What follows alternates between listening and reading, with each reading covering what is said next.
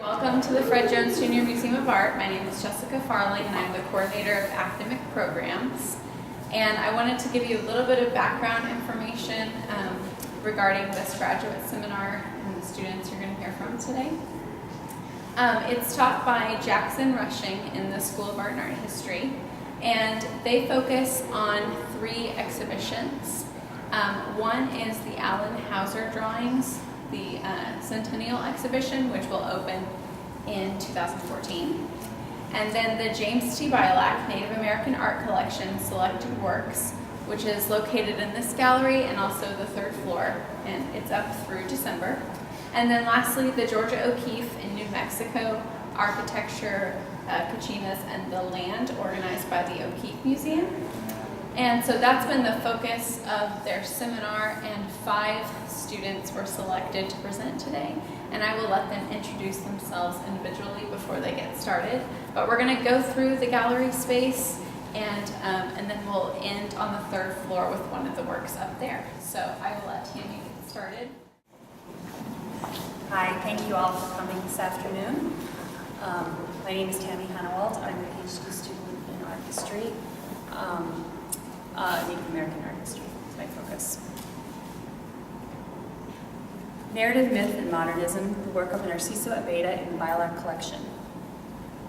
In the provocatively titled painting Werewolf from 1959, Narciso Abeyta illustrates an intense and macabre scene that is based in his own Navajo mythology. It is the startling sight that draws me to this painting, and I like a good scary story. What is it about the grim, grotesque, and even horrifying narratives that fascinate me? It may be the sensory experience, the excitement that occurs during the analysis of what I'm witnessing. As my senses heighten with anticipation, there's a quickening of my pulse, and I linger, transfixed, longing for an outcome.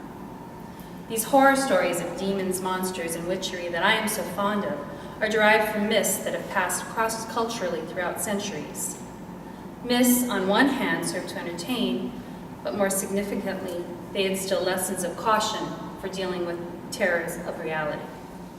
Abeyta's Werewolf, however, is not important not only for the subject matter it portrays, but also because it reflects a pivotal point in Native American art when, beginning in the 1950s, Indian artists diverged from techniques that were considered traditional to embrace practices of modernism that assisted in expressing their unique styles and backgrounds. Narciso Platera Abeyta, also known as Hasode, was born in Canoncito, New Mexico in 1918. In English, his Navajo given name, Hasode, poetically translates into fiercely ascending.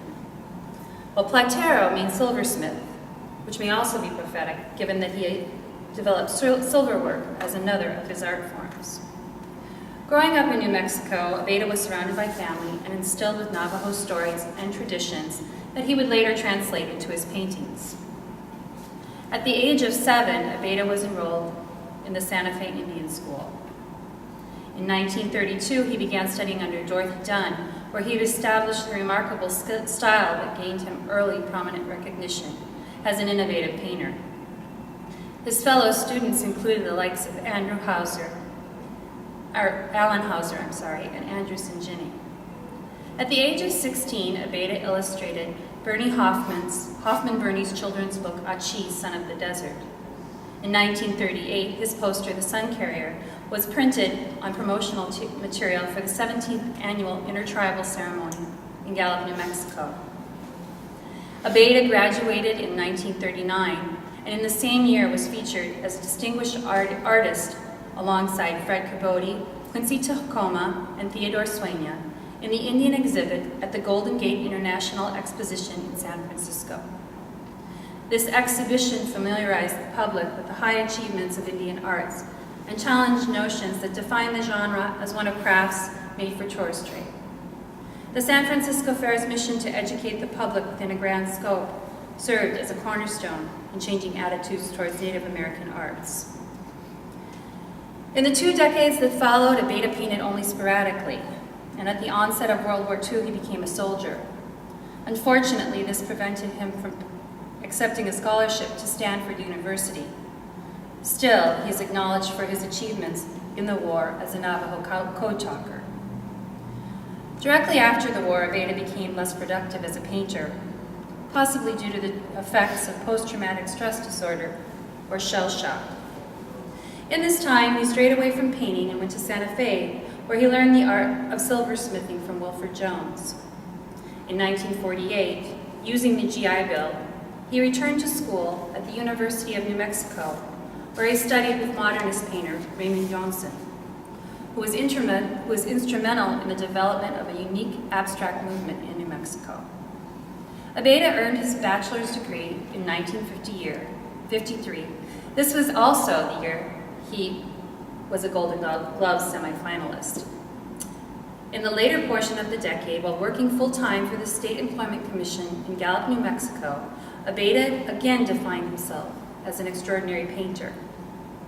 His painting Werewolf is exemplary of Abeyta's skill to combine the flat application of paint, which typifies studio style, with folk art and modernist methodologies. His work were influenced by his contemporaries in the studio style, including Gerald Naylor and Andrew Singini, as well as the decorative forms and conceptual spaces of Paul Gauguin. Werewolf is one of the earliest in a series of paintings in which Abeyta portrays Navajo witches or skinwalkers. On a base of sand-colored paper burned at its edges, Abeyta employs an amazingly rich palette, depicting both figures and landscape through geometric form and elemental blocks of color. Bold, flat variants of blues, reds, golds, and greens are offset by deep browns and black, which emphasize and define individual dynamic figures. The painting's unique arrangement of characters, with the inclusion of the Navajo blessing in the upper left-hand corner that balance the picture, is compositionally similar to Gauguin's vision of the sermon, or Jacob wrestling with the angel, from 1888. But the terrifying narrative that unfolds before us in Werewolf depicts a point where the definitions of mythology and reality are blurred. Moreover, its subject matter of witchcraft or witchery way is one rarely addressed by Navajo artists. Narciso Abeyta's son, Tony Abeyta, told me that the story illustrated in Werewolf was a bit of family history that his father had conveyed to him. The occurrence, remembered from childhood, was told to Narciso Abeyta from his aunt, and it involved her encounter with a witch. Reading the painting's narrative from the lower left-hand corner upwards, we see what appears to be a wolf or a coyote that jumps out from a formation that is most likely a cave. The creature frightens a horse that has thrown its female rider. The woman's hands are either tangled or tied to the horse's reins, and she is unable to regain her mount. Looking closely in the left-hand corner, we see from one exposed leg that the beast is not really a wolf, but a human covered in wolf's skin. Tension is created in the anticipation of the dreaded outcome. Will the woman fall victim to the monster's grasp, or will she recover her position on the horse and escape? Anthropologist Clyde Kluckhohn wrote that were animals, such as the one portrayed in Abeyta's painting, refer to the most commonly known form of witchcraft practiced among the Navajo people. Navajo were-witches cover themselves in the skins of wolves, coyotes, bears, and other animals. Then, concealed by their disguises, they take on inhuman characteristics.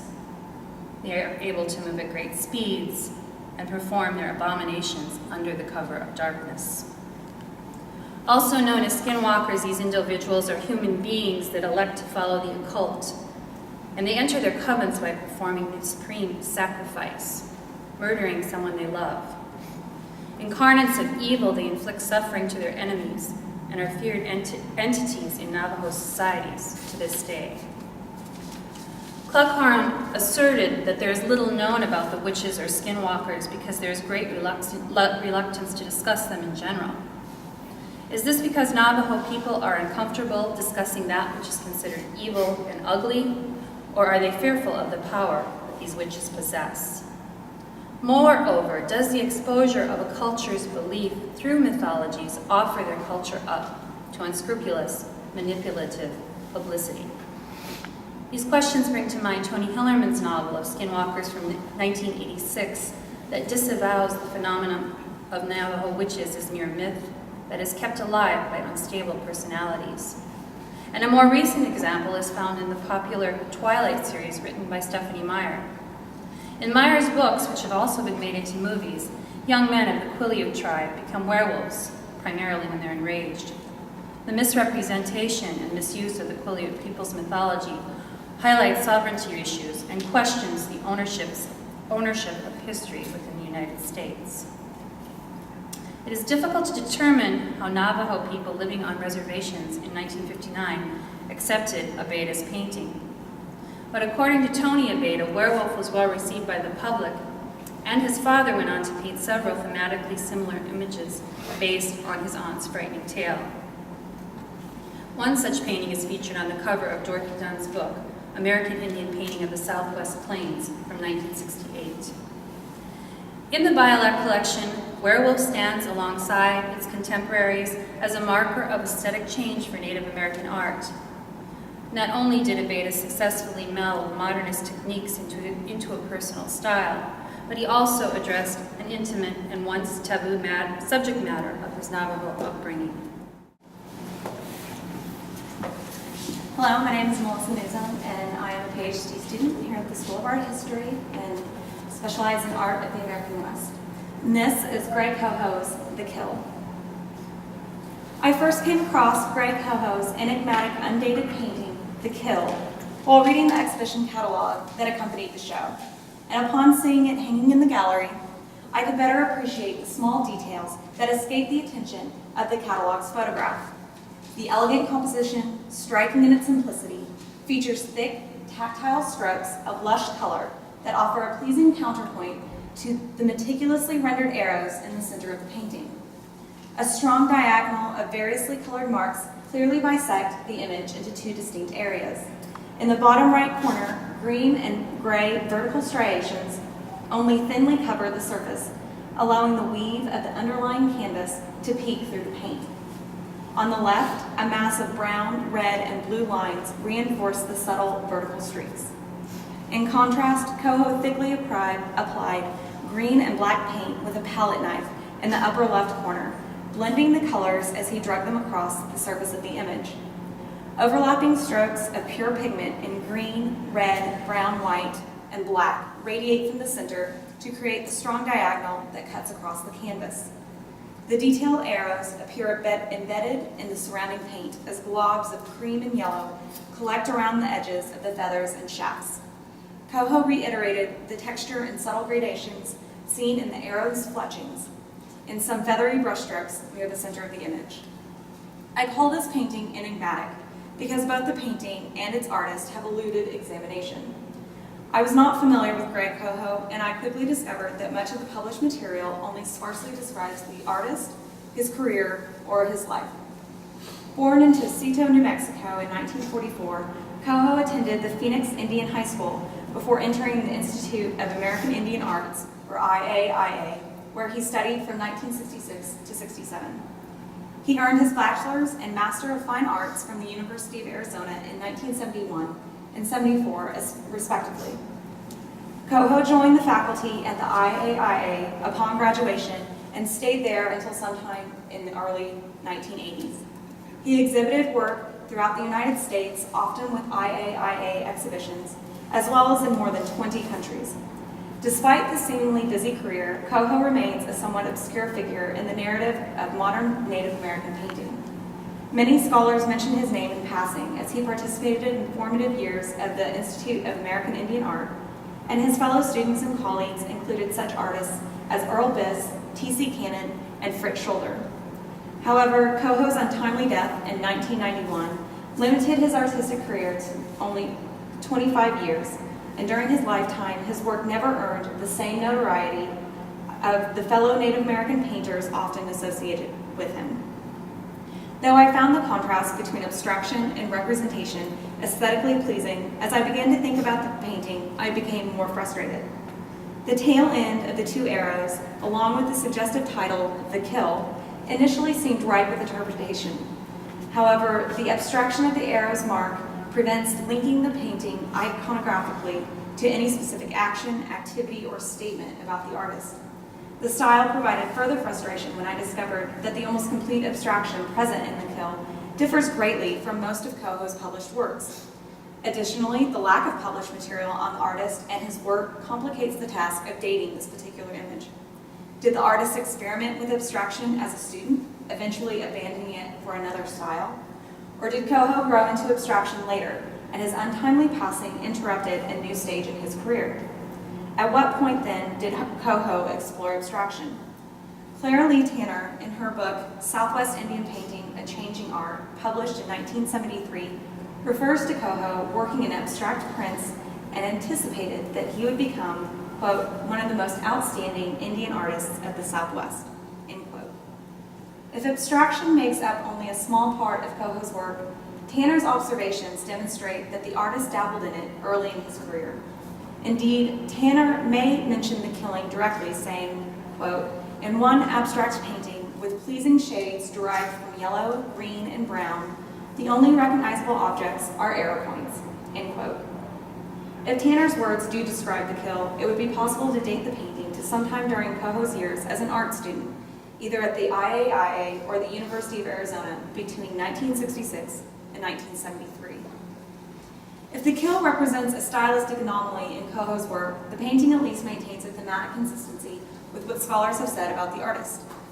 By comparing scholars' art comments with the detailed analysis of the painting itself, the kill appears to correspond to other known works by Coho, regardless of style. In describing Coho's work, scholars have recognized that the artist often explored the alienation he felt from both Native and Anglo society. In his early years, the artist attended a strict boarding school during the period of forced assimilation, where his Navajo language and culture were suppressed. Coho received his first artistic training at the IAIA, an institution born from the civil rights movement to grant Native Americans more cultural agency. Coho, along with many of his fellow students, had the tricky task of redefining Native identity in a mainstream white society. As Lloyd Kiva-New, former director of the IAIA, explained in 1973, quote, in order to implement newly proffered rights of self-determination and take advantage of educational, economic, and political opportunities, Native Americans were required to turn away from familiar tribal life so as to become active, competitive participants in the highly pressurized world of a modern technological society. At the same time, these people bore deep devotion and enduring loyalty to the ethics of their own cultural heritage. Perhaps it was the young who were most painfully afflicted by these diametrically opposed forces, end quote. Coho found this negotiation between his Native identity and the Anglo world difficult, and according to some, contributed to the alcoholism that may have taken his life. In The Kill, Coho utilized abstraction to express the consequences of this negotiation. Though Coho abstracted much of the painting, the black pigment in the upper left corner appears object-like due to it having significant visual mass and an indistinct form. The gestural marks that make up the diagonal, as well as the black paint that reverberates into the green pigment, help to animate the abstract image. Thus, the kill depicts the forceful collision of these objects, and it is this impact that gives the painting meaning. Where the negative space of the lower quarter approaches the diagonal marks, Coho begins to weave vertical and horizontal lines of gray and cream, transferring the upward momentum towards the center of the image, where the two arrows have pierced an unintelligible target. Having hit their mark, the deeply immersed arrows have caused an eruption of energy. The abstraction indicates that the arrow's impact has compromised the structural integrity of the object in the upper left-hand corner. Finally, a limp, heavy mass of red, blue, and brown appears to hang from the diagonal on the left as thin brown paint literally drains away, dripping from the edge of the canvas. The kill portrays a forceful impact, and as evidenced by the arrows, this impact is a violent clash with chaotic repercussions. But while the clearly depicted arrows and suggestive title reinforce such an aggressive interpretation, it is ironic that the image's violence would appear so subtly. I found the image agreeable, and James Bialak himself found himself drawn to the colors and the composition. Even Clara Lee Tanner describe the painting as pleasing, if she was describing the painting at all. Thank you very much for coming. My name is Caroline Fernald. I'm a second-year master's student in Native American Art History here at OU. I want to thank Dr. Rushing, who couldn't be here today, and the anonymous jurors that selected my paper for this. It's very nice of you. I'm very excited to be doing this. Okay, variations on a theme. Black Bear Bosun in traditional Indian painting. Black Bear Bosun's 1959 painting titled Challenge is a watercolor on paper, and I chose this work because I was drawn to its traditional Indian painting style, a style that was invented, popularized, and thus established as a tradition by the artists and instructors with the University of Oklahoma's Kiowa 5, the studio at the Santa Fe Indian School, and Bacone College in Muskogee, Oklahoma.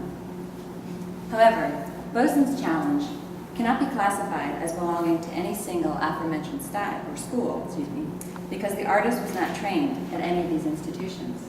But when examining the work closely, you can see that this painting represents elements from all three sources, in the overall composition, the flat linear style of the figures, and in its ethnographic content. I was additionally drawn to the work by the dynamic quality of the horse and rider in relation to the landscape, and the mystery surrounding the cause of alarm for the horse, which is made all the more intriguing by the title of the work. Is he simply referring to the perilous journey of the two figures, or is it meant to be a semi-autobiographical visual account of the challenges Bosun faced as an untrained artist?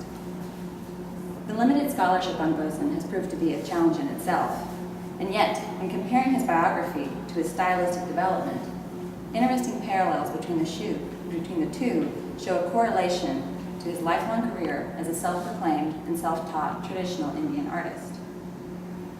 Bosun was born on June 5, 1921, near Anadarko, Oklahoma, of Kiowa and Comanche ancestry, and died in Wichita, Kansas on August 9, 1980. His family worked as farmers, and as the only son out of 4 children, he was obliged to spend his formative years helping support his family instead of pursuing his preferred avocation of drawing and painting. Like several members of the Kiowa 5 before him, Bosun attended the St. Patrick's Mission School in Anadarko, where he was first introduced to their iconic style. In a 1975 interview, he revealed that the mission school's library had a large collection of Kiowa 5 art, where he would spend hours studying the paintings and poring over books on European masters.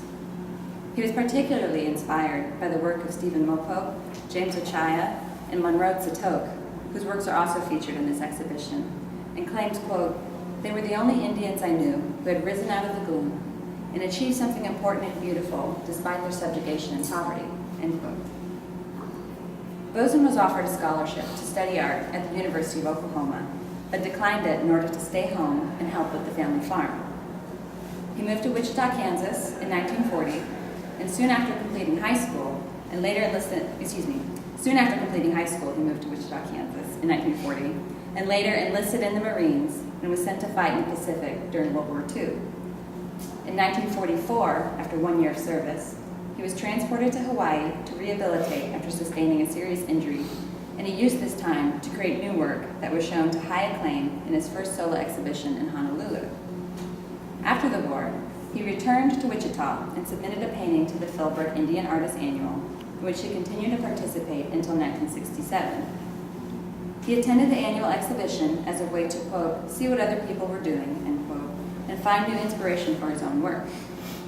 Bosun won the Philbrooks First Purchase Award in 1953 for his work, Prairie Fire, which soon earned the artist national renown when it was published in Dorothy Dunn's 1955 National Geographic article, America's First Painters.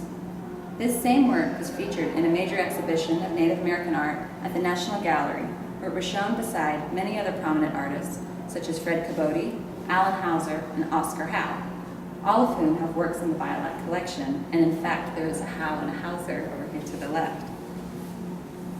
Like Prairie Fire, Bosun's Challenge shows major influences from the art of his contemporaries. Just as the abstract expressionist Arshile Gorky taught himself how to paint by copying other artists until he developed a style of his own, Bosun learned the history of traditional Indian painting by borrowing from his peers and adapting elements of their styles in his own work. In Challenge, Bosun presents an Indian rider struggling to control his mount as the horse thrashes wildly through a shallow pool of water. The intense drama of the scene is juxtaposed with a neutral background that provides few details of the surrounding landscape or any indication of what perils may lay in the churning waters that has caused the horse to buck in terror. Depicting a flattened outline figure against a plain, ambiguous background is typical of the Kiowa 5 style of traditional Indian painting. A great example of this would be the Harrison Begay at the end of the wall, or any of the Kiowa 5 paintings throughout the museum. However, Challenge only shows a slight influence of this aspect of the Kiowa 5 style, because the artist has suggested a foreground in the swirls of brown water around the horse's legs, and the figures are framed along the sides by swaying cattails that arc towards the central scene. Although derivative of other artistic conventions, Boson has made this composition his own by rendering the white spray from the water through expressive brushstrokes that overlap the horse's riding body and add texture to the otherwise smooth surface, seen here. In the immediate foreground, a small bunch of cattails bend under the pressure of the water that provides a sense of foreboding in relation to the precarious scene above. Furthermore, the animal's feathery wisps of hair fly in all directions and defy the flattening restrictions of a Kiowa 5 style outline.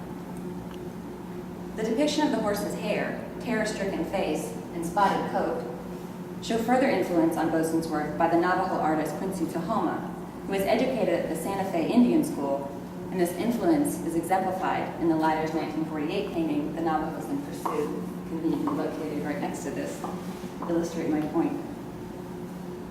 In Challenge, the rider wears otter fur wrapped breeches, cuffs, and beaded and fringed buckskin leggings that provide the figure with a distinct identity as a Southern Plains Indian. Boson conducted research on his ancestry through books and consultations with elders in order to accurately portray Kiowa and Comanche culture in his paintings. An emphasis on authenticity in representing one's culture was one of the fundamental principles taught at Dunn's studio at the Santa Fe Indian School and was later reinforced at Bacone College.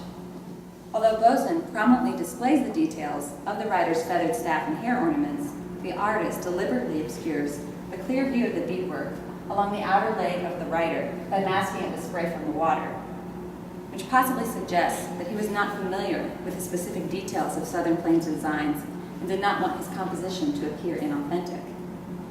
The feathered staff, however, here, represents more than Boson's cultural identity. Many of the artists in the Santa Fe Indian School, including Quincy Tahoma, were veterans, and it was pointed out to me by Kimberly Miner, a Native American art history PhD student at OU, that male artists of this era would often include eagle feathers as a contemporary display of warrior status, and the red tip here symbolizes that the warrior, or in this case soldier, has been wounded in battle.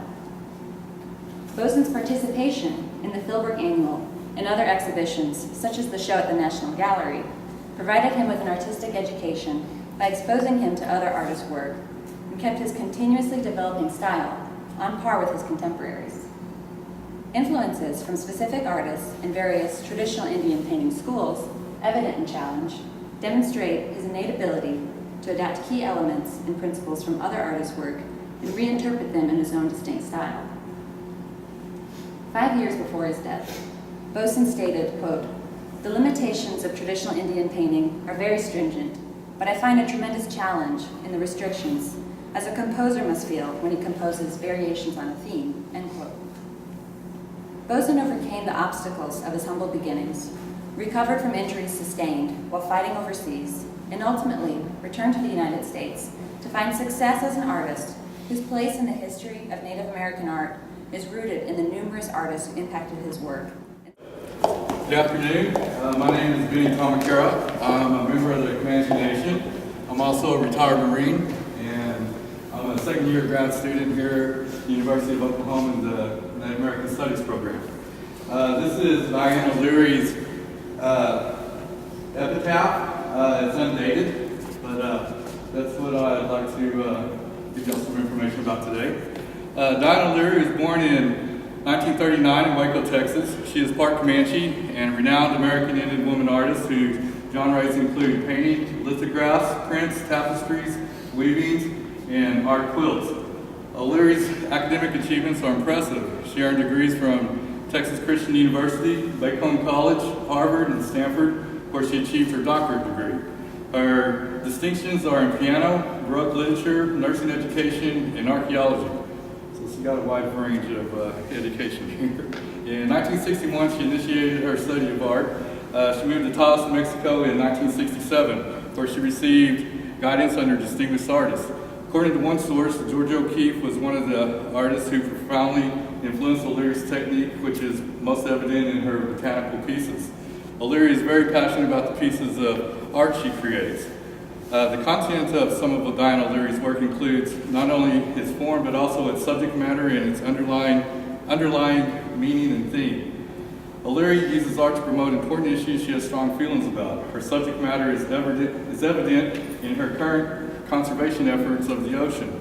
O'Leary has learned Gaihedaku, which is a traditional form of Japanese fish printing, where she applies this technique to educate the people or public about a number of species of fish no longer found in the Tillamook Bay, which is located in Oregon. The concept of using art to advocate issues is not new. As Wade and Strickland noted in the current exhibition catalog, politics and art have long been bedfellows, but allegiances and alliances shift as movements swell and subside, develop and change, and individuals respond. O'Leary's painting Epitaph is an example of a painting with an underlying political message. This paper will attempt to analyze the painting Epitaph and its representational significance. O'Leary's painting Epitaph is part of the James T. Bialock collection, currently here on display at the Fred Jones Museum of Art. The painting is done with acrylic on paper, and its dimensions are 30 by 1/4 and 38 by 1/2 inches. The painting displays what appears to be the back of a woman possibly moving into an open space. Her hair is loose and blowing right to left. An eagle feather is pinned to the back of the woman's head with a button which has the inscription AIM. The painting is most likely a self-portrait of Diane O'Leary. As noted in the catalog, O'Leary told Jim Bialock in reference to her painting Epitaph, she was once a strong supporter of the American Indian movement, AIM, but became disillusioned by what she saw in infighting within the organization and a tendency to marginalize reservational tribal communities. And also an understanding of the AIM organization is essential to understand the meaning of O'Leary's epitaph. The Indian Relocation Act of 1956 was intended to encourage American Indians to leave the reservations and communities, learn vocational skills, and assimilate into the general population. Many American Indians were relocated to major cities across the United States, which increased the population of urban Indians. One of the major cities American Indians were relocated to was Minneapolis, Minnesota. During the 1950s and 60s, the United States were experiencing equality issues across the nation. The Civil Rights Movement was a worldwide political movement for equality. Civil rights campaigns were aimed at achieving change by nonviolent forms of resistance, but nonviolence was not always the case.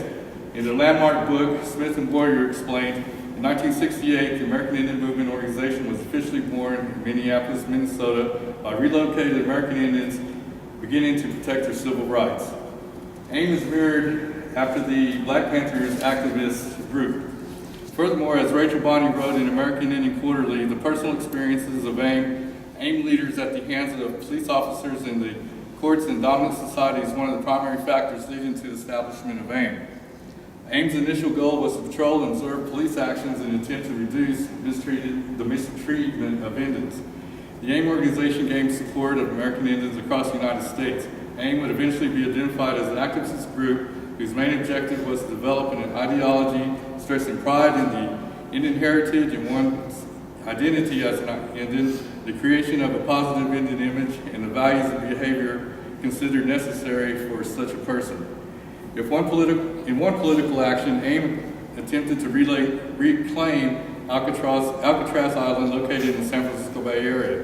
As Shannon O'Brien wrote in the book, American Indian Tribal Government, published by the University of Oklahoma Press, the reclaiming of Alcatraz was based on treaties that federal land could be reclaimed under the Fort Laramie Treaty of 1868, which permitted any Indian male over the age of 18 to file for homestead on abandoned federal lands. Through the 1970s, AIMS continued to protest for Indian rights across the nation.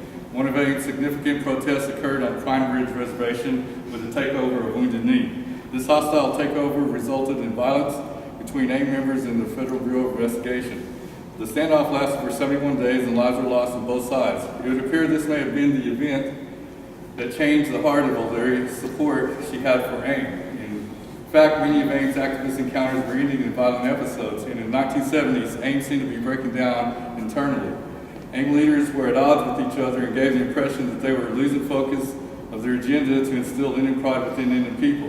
And yet, the American Indian movement is still a functioning organization today. Some of the causes they fight for today are honoring treaty rights, equality, sovereignty, and elimination of Indian mascots, just to name a few. The incidents I mentioned are just a fraction of AIM's involvement with American Indian issues.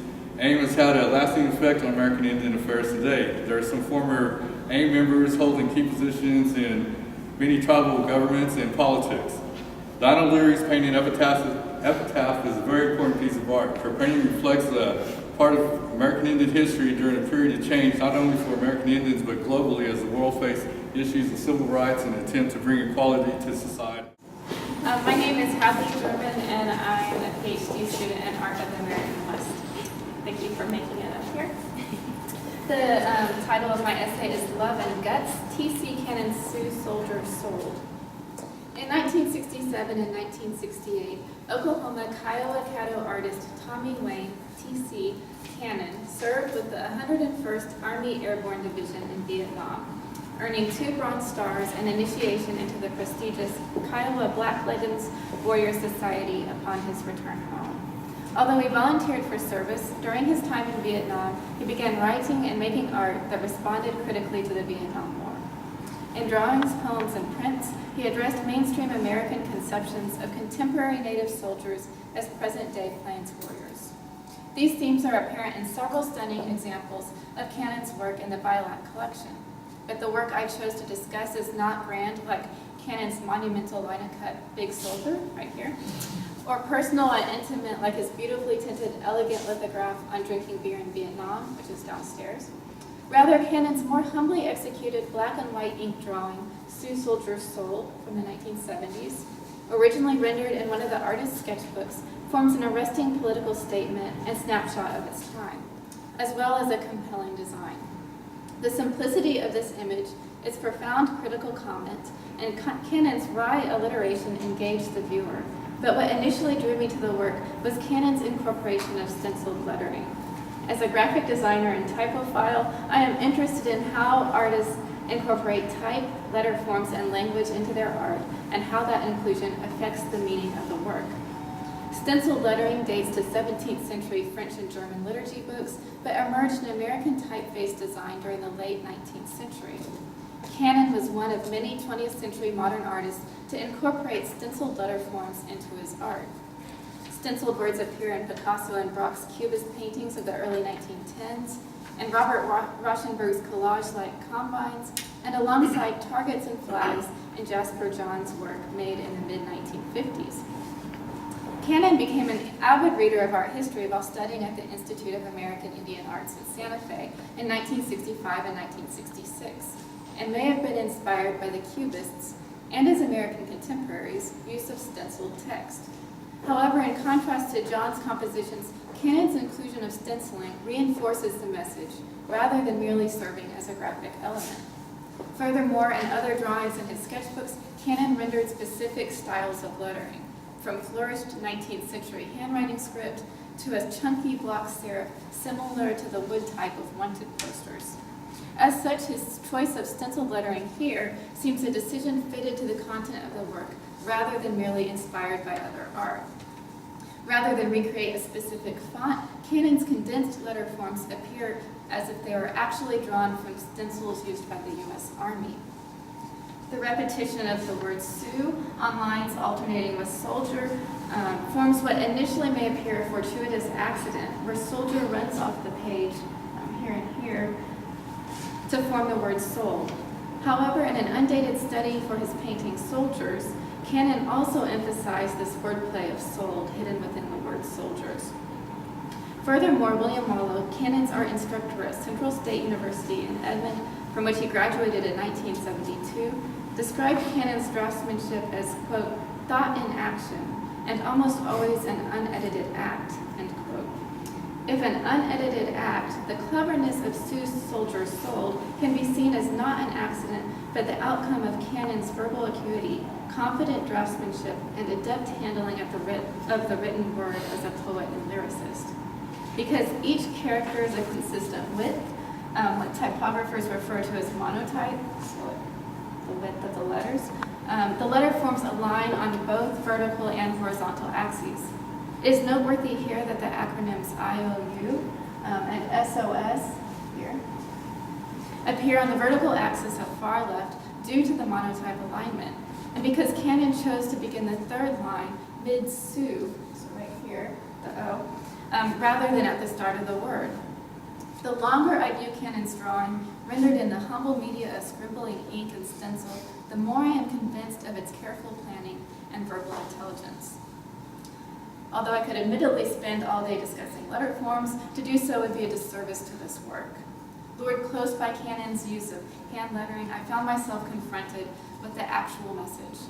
A tragic one, an unabashedly political one, and one that for me required further deciphering. Who sold Sioux soldiers? When? Why? Who owes whom? In a way, Cannon's use of lettering did for me what his bubblegum colors and Van Gogh-esque brushwork does for viewers of his famous Collector series, or paintings like Beef Issue at Fort Sill from 1973. Attracted by appealing colors and innocuous patterns, we are suddenly faced with mushroom clouds and trails and bombs. In Sioux Soldiers Sold, Cannon ties 19th century Indian warriordom, represented by the word Sioux and the two figures at top left, with 20th century American military engagements, represented by the Army-style stenciling. How do we know that the men at top left are native, presumably Sioux men? Because Cannon includes that signifier of Indianness, ubiquitous in many of his works, including Big Soldier and On Drinking Beer in Vietnam, the feather suspended from the head of the figure at left. In fact, the contour of the man at left here closely resembles that of the soldier at left in On Drinking Beer in Vietnam. The conformity of the figures in Sioux Soldiers Sold with other Plains Indian types in Cannon's work is reinforced by their stencil-like appearance. So if you look close after I finish, you'll see that both men are composed of these contour-like lines which are filled with scribbles, much like the lettering. So in a sense, the men are template-like, stencils of native soldiers, much like the stenciled lettering below. The visual conformity between Cannon's soldier figures and his use of stenciled letter forms seems suggestive of and questioning of mainstream generalizations of Native Americans as quintessential soldiers. Such questioning, apparent in Cannon's combination of historic Native warriors with modern Army lettering, seems especially appropriate given the odd relationship between the Vietnam and Plains Indian Wars and mainstream American consciousness. David S.B. comments that early in the Vietnam War, Vietnamese soldiers were initially, quote, cast in the role of Indians, end quote, and American soldiers termed enemy territory in Vietnam Indian country. At home, Western films like Ralph Nelson's Soldier Blue and Arthur Penn's Little Big Man, both released in 1970, used the 1870s Plains Indian Wars as allegories for the My Lai Massacre and the Vietnam War. And by the early 1970s, the growth of American Indian activism paralleled the growth of war protest.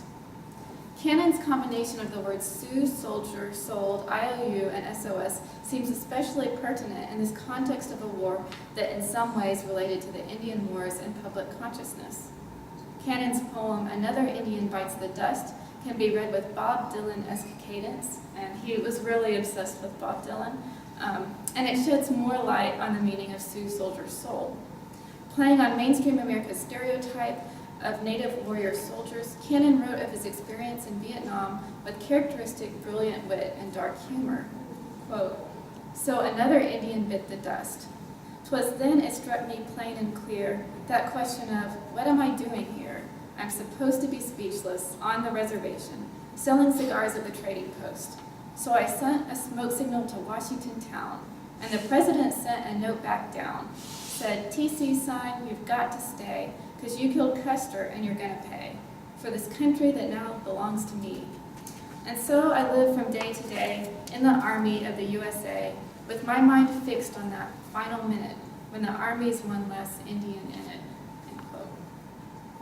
Viewed through his poem, Cannon's drawing serves as a critical visualization of not only Sioux, but all Native America paying an IOU to the U.S. government for the Indian Wars, specifically Custer's death nearly a century later at Vietnam. Statistics reinforce Cannon's point. More than 42,000 Native Americans fought in Vietnam, and more than 90% of those soldiers, like Cannon, volunteered for service. Compared to other ethnic groups, Native Americans served the U.S. military at the highest rate per capita. Cannon, who said he enlisted because he was Kiowa, commented in his poem, "Perception equals chaos," quote, "By the simple virtue of being a Native American, one still has to be a prepared soldier throughout one's life." End quote. Sioux Soldier's Sold, composed of stenciled lettering and scribbling lines, seems at first glance hastily made, its verbal irony and critical comment a fortunate accident. Here, the lettering itself merges the 19th century Indian Wars with the 20th century Vietnam War and Cannon's own experience. Poem-like, the piece's alliteration showcases Cannon's deft handling of and affinity for words. But it is also a political declaration. It is, according to Cannon's definition of real art, quote, "a declaration of love and guts." And of all the beautiful pieces in the Bilac collection, this declaration in scribbly ink and army stencils made me pause to think.